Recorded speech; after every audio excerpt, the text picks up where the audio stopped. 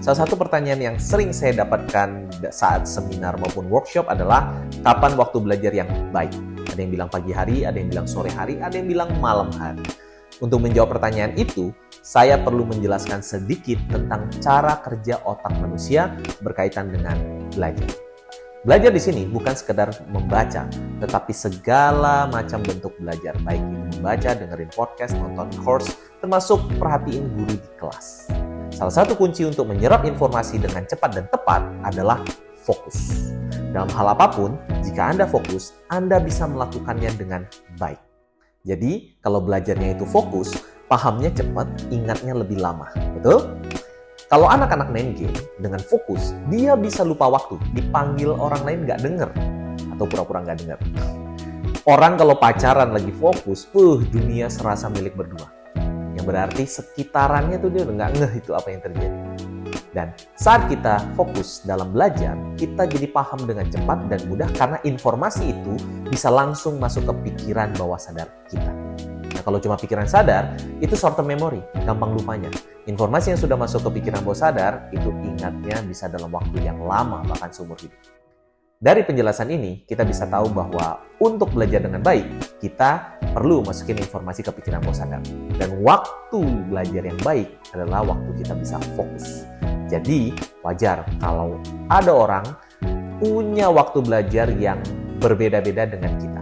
Ada yang bisa fokus belajarnya di subuh-subuh, ada yang fokus belajarnya kalau sudah puas main seharian, jadi malam baru belajar.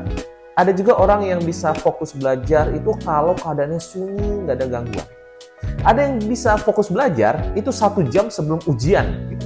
Nah, itu sangat wajar sekali. Ya. Nah, sekarang kondisi fokus itu sebenarnya kondisi apa sih? Nah, untuk jawab pertanyaan itu, kita perlu melihat gambar berikut ini. Kalau kita lihat dari perspektif cara kerja otak, secara umum gelombang otak manusia dibagi menjadi 4, yaitu beta, alfa, theta, dan delta.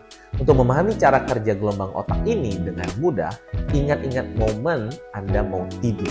Sebelum tidur, Anda masih segar, saat itu Anda sedang di kondisi beta atau kondisi normal. Ini masih kondisi pikiran sadar. Lalu Anda mulai merem, merasakan pikiran dan tubuh menjadi rileks. Saat itu Anda sudah masuk ke kondisi alfa.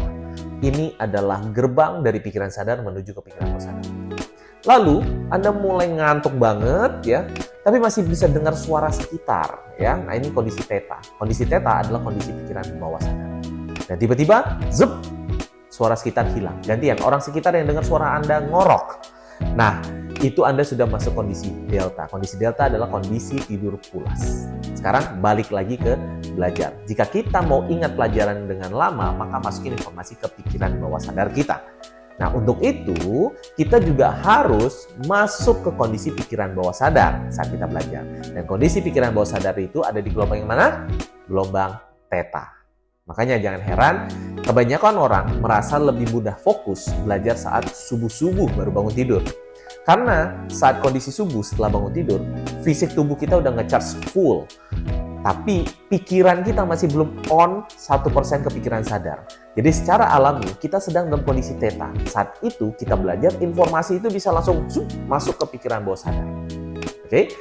Nah, tapi mungkin sekarang kamu tanya, bagaimana jika ada orang yang belajarnya 1 jam sebelum ujian? Nah, itu sebenarnya sama aja, ya. Cuman secara tidak sadar dia mengakses kondisi pikiran bawah sadar tapi lewat jalur lain, bukan jalur tidur. Karena ada banyak cara untuk masukin informasi ke pikiran bawah sadar kita. Salah satunya adalah dengan kondisi emosi tinggi, emosi intens. Anak kecil kalau lagi nangis terisak-isak terus diteriakin, bodoh kamu, itu langsung masuk tuh informasi ke pikiran bawah sadar dan dia langsung percaya kalau dia itu bodoh dan itu ingatnya bisa seumur hidup. Ya, jadi hati-hati ya.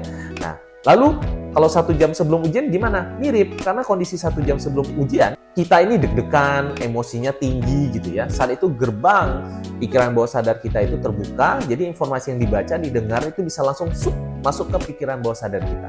Makanya jadi lebih cepat paham. Begitu ya. Nah, berarti kalau gitu saya belajarnya 1 jam sebelum ujian aja dong kalau begitu, atau subuh-subuh aja. Nah, masalahnya tidak semua orang bisa seperti itu ya. Dan kalau belajar itu 1 jam sebelum ujian mepet-mepet, emang waktunya cukup. Jadi daripada belajar yang mepet-mepet, bagaimana jika kamu punya cara untuk masuk ke kondisi fokus kapanpun dan dimanapun kamu mau. Asik bukan? Bagaimana caranya? Gampang. Saya akan kirim link cara masuk ke kondisi fokus sederhana. Kalau kamu mau, silakan klik mau di kolom komen. Nanti saya akan kirim linknya untuk kamu.